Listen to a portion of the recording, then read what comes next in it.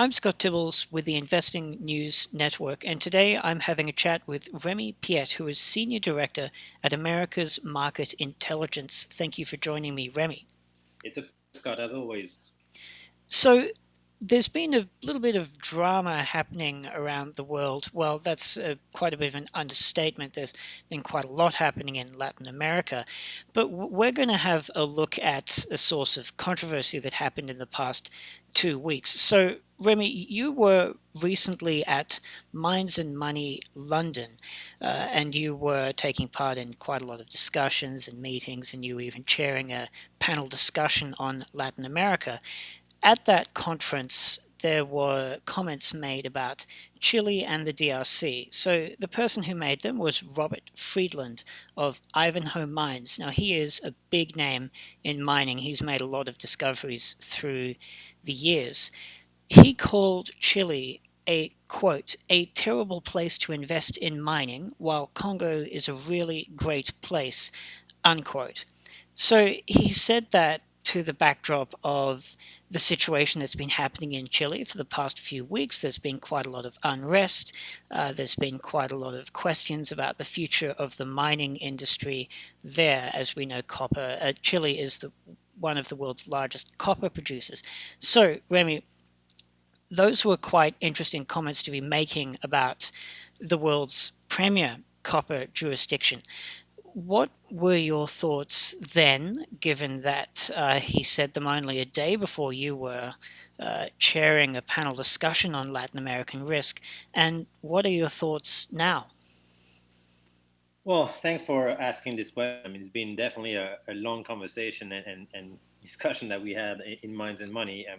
The Minds and Money team and different conferences give me the honor and possibility to usually chair the different panels and analysis on Latin America. And so that was indeed the case in London. And I listened to Robert Friedland make his comment on whether Congo was a much more secure place to invest than Chile. And to be very honest with you, I mean, I think most of the rooms agreed with my initial reaction, which was not so much a reaction of disbelief, because we all know the situation in Congo and we understand the situation in Chile, but we also understand that Robert is playing his own cards and trying to channel some investment for some of his mining operations in Congo, and he's seen over the last few years investors turn their back on Congo for reasons. I mean, the situation there is dreadful with the Kabila administration taking 2 years to eventually run elections. You have a last minute deal for this Tshisekedi, who actually is not the current president, but much like the Medvedev Putin situation, where he's potentially hitting the seat for a region of Kabila. So there's absolutely no political stability and no control over, especially remote areas where some of the interesting reserves are located. Obviously, making the point that Congo was more secure a few weeks after unrest in Chile, that we should not, turn our back on, and we should clearly underline and understand the reasons why there's unrest in Chile.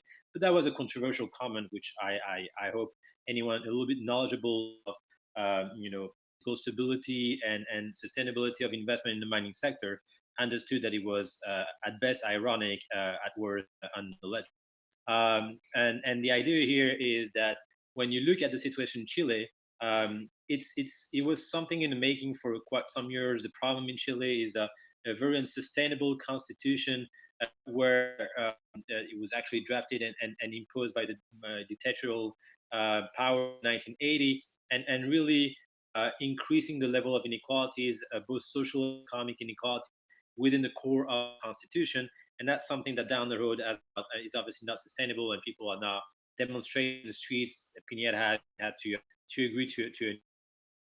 But my point here, more importantly, is that we cannot clearly, honestly compare Chile and Congo. Chile is a democratic country, based on even the Huntington definition of what a democratic country is, meaning that two of power peacefully in a country, which is definitely the case of Chile, definitely not the case of Congo.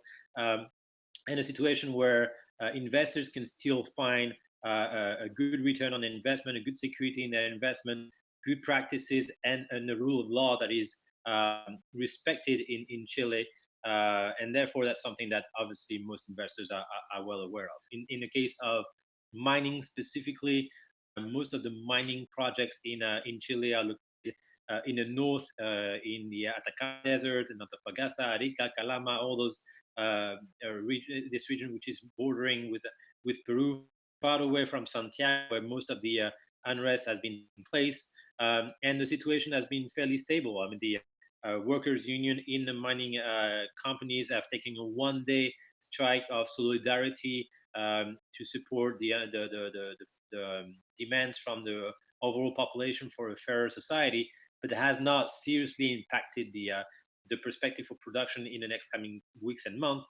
However, there will be an impact in terms of potential return on investment in Chile if the new constitution adopted has to be counterbalanced with a series of fiscal reforms, especially maybe in royalties or in corporate taxes, to be able to finance more equalitarian society along the line of what Bachelet is asking from, and the road and Streets is asking from on this.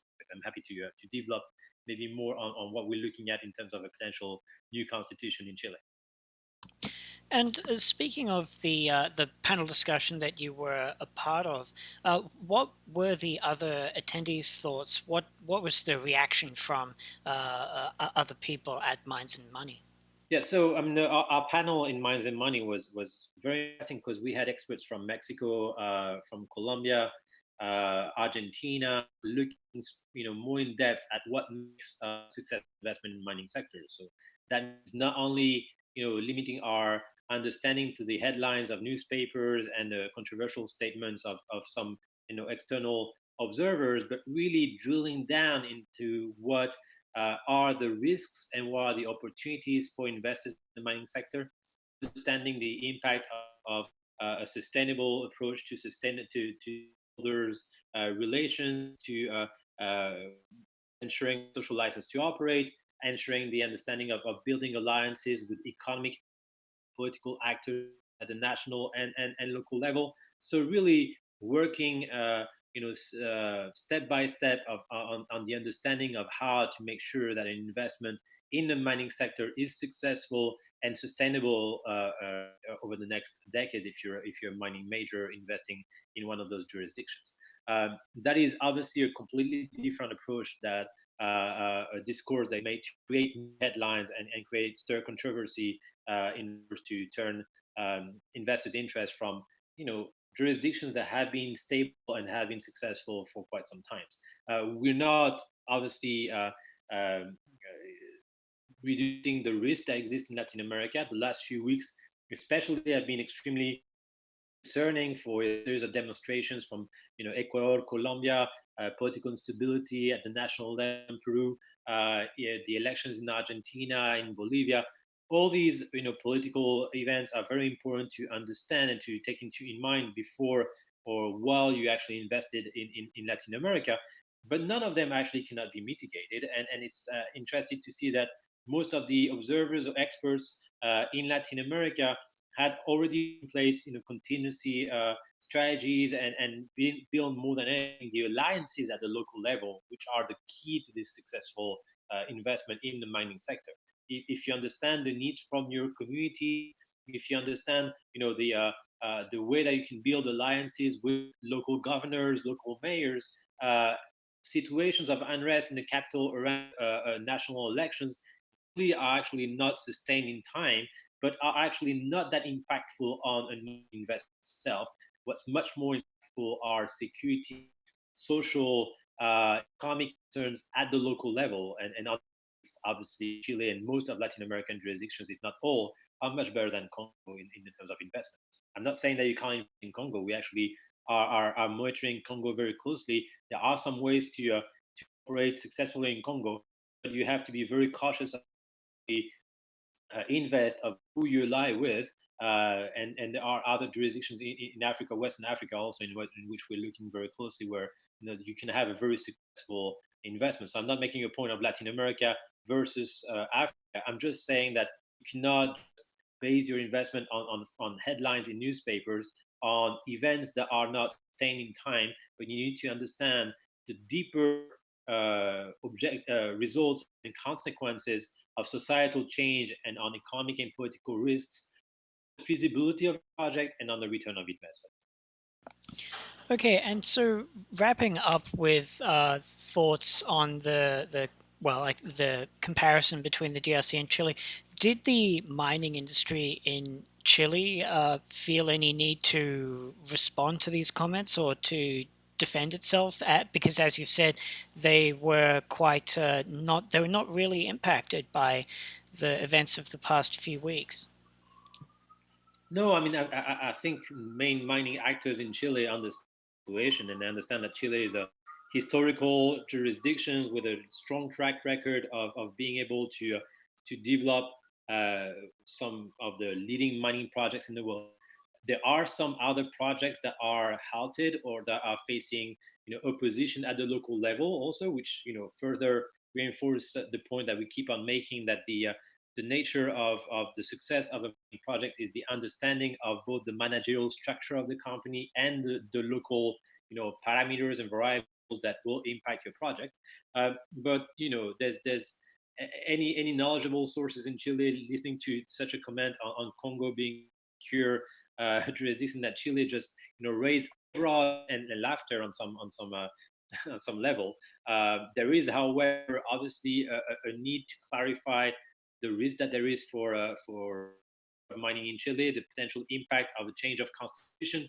When you look at the constitution, there are a series of reforms that were needed, were expected. I mean, you cannot continue in a country such as Chile with such a large amount of inequalities, where the minimum wage is below $400, with a sizable, very wealthy minority country. So the inequalities is staggering in Chile. So you cannot continue having a pension plan that is completely individualized.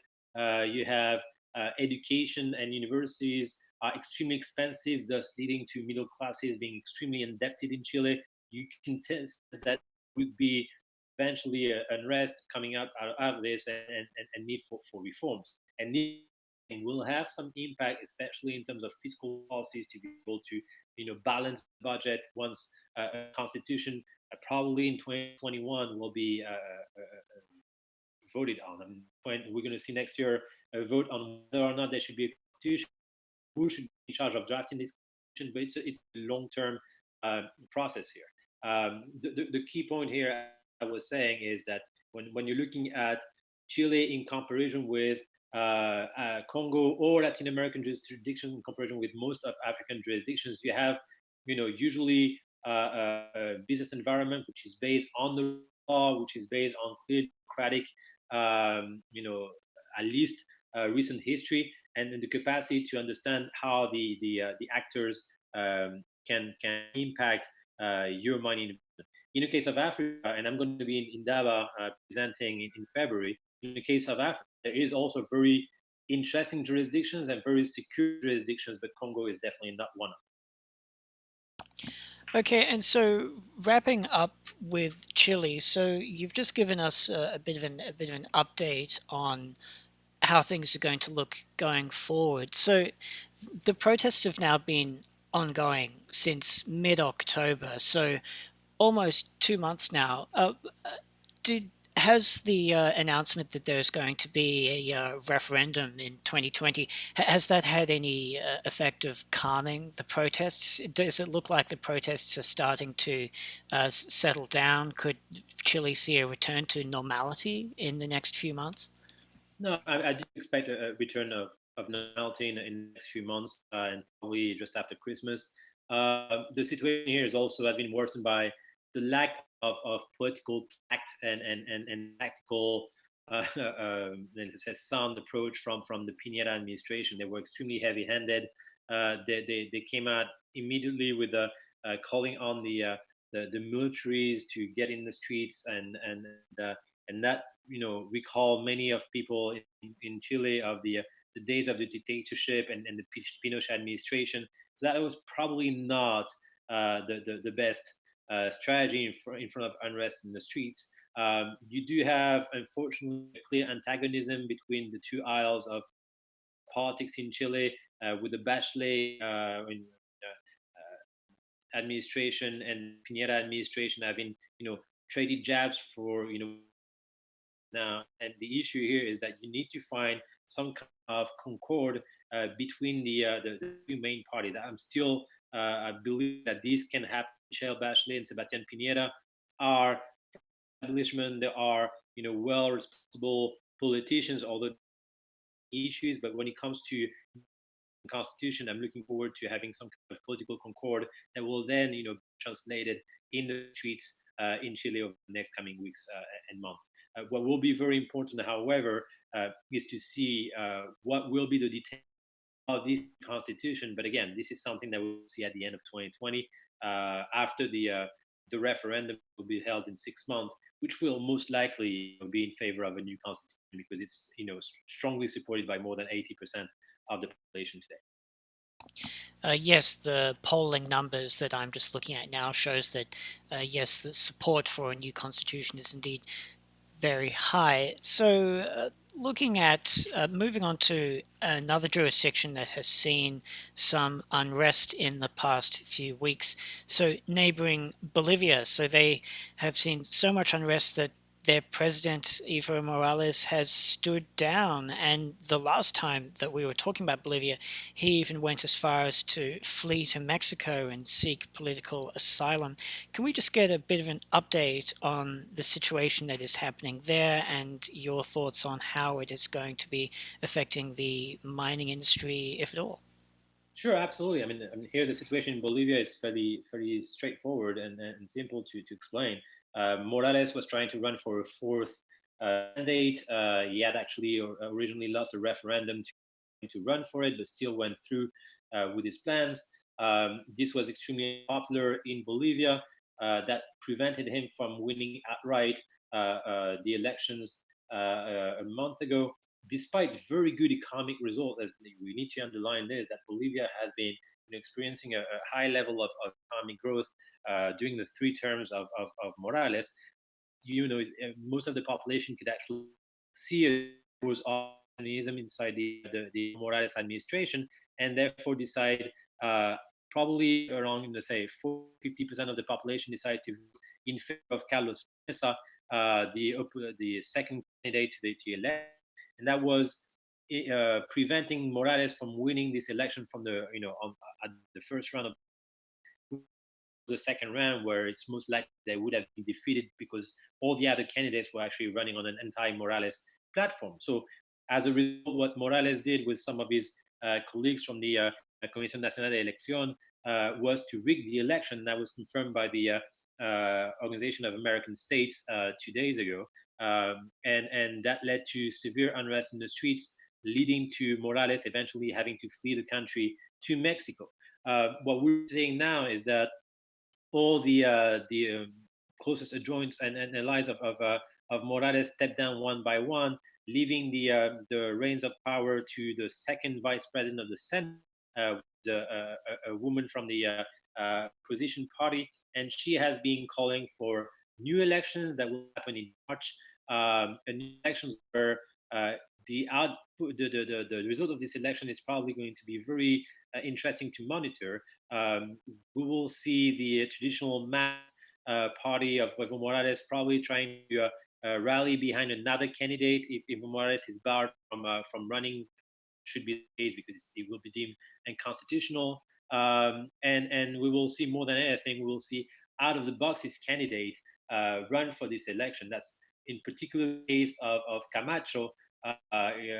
Fernando Camacho is a very, let's say, religious right-wing leader in Bolivia, everything that would be antithetical to Evo Morales, and he has been strongly pushing for his own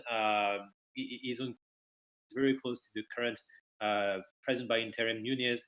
There's other candidates that we will have to monitor closely, especially Carlos Mesa, which was the candidate for the allied opposition to Morales. But at the end of the day, what I'm saying is that in a jurisdiction such as Bolivia, which is probably one of the most unlikely to attract investment in the mining sector because of the authoritarian regime of Evo Morales, the geopolitics of the country, the potential risk for return on investment, the very strong presence of cooperatives in the mining sector. Even in this country, we're seeing now a potential transition to democracy. We're seeing that other companies that were already operating in Bolivia have been successful in doing so. And I mentioned already in the past new passive metals. I mentioned Pan American Silver.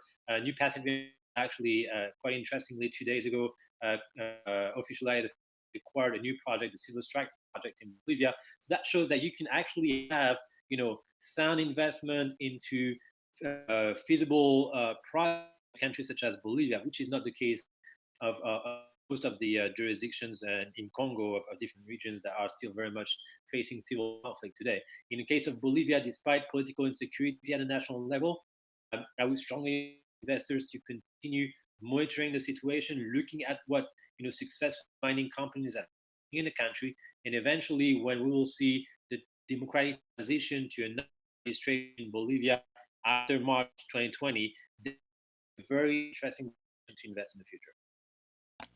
Fantastic. Well, thank you so much for that update on the situation in Chile and Bolivia, Remi. Thank you, Scott. And that was Remi Piet, Senior Director at America's Market Intelligence. I'm Scott Tibbles with the Investing News Network. You can find us at investingnews.com and feel free to follow us at Facebook, Twitter, and LinkedIn. Thanks for listening.